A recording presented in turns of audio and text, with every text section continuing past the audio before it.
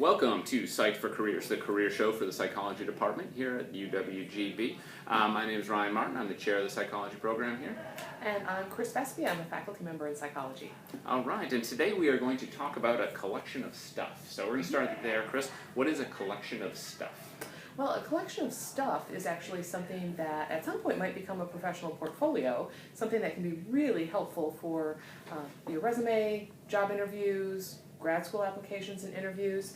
And the collection of stuff might be on a flash drive, could be in a folder like you use for class, or my personal favorite, a cardboard box. Nice. Outstanding. So what goes in it? What goes in your cardboard box or flash drive or however you choose to collect the stuff? Well, what goes in it is really evidence of your experiences, your skills, the significant things that you have done, and even things that may not seem so significant to you right then. I would be inclusive with your collection of stuff.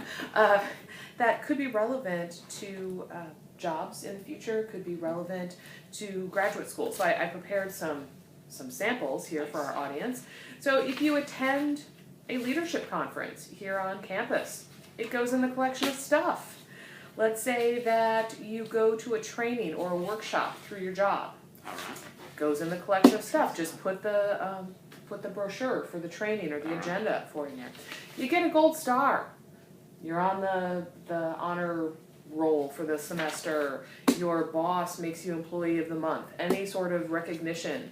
When you take research methods, you do your IRB training. Your IRB training certificate goes in the collection of stuff. Maybe you do QPR training on campus. You go to Safe Ally training. All of those things go in the collection of stuff. Speaking of research methods, your project goes in the collection of stuff. Your internship journal, syllabi from classes. That may sound silly, but we can talk about why later. Class presentations, you name it. Anything that's showing the kinds of skills, and those can be PowerPoint skills. Those can be the fact that you developed oral communication skills through your class presentation.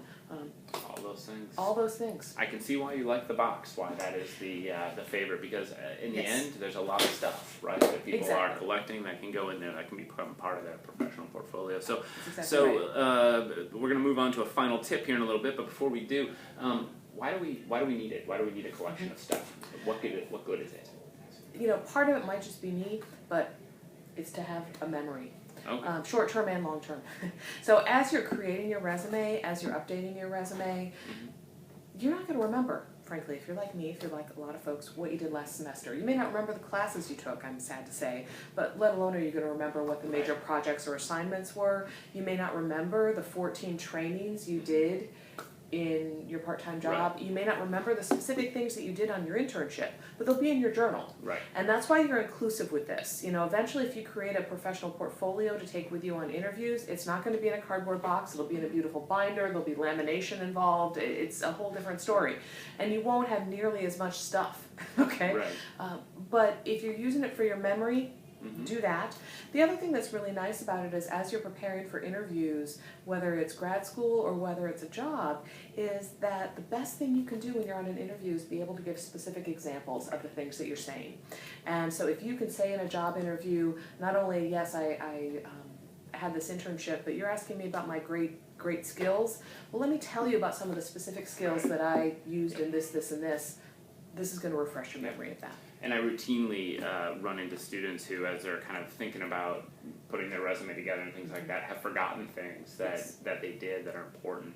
And so I think that memory piece is critical. So outstanding. So, all right. So what we're going to do now is move on to a final tip. We're going to end every episode from now on with a final career tip. And so what do you have for us today?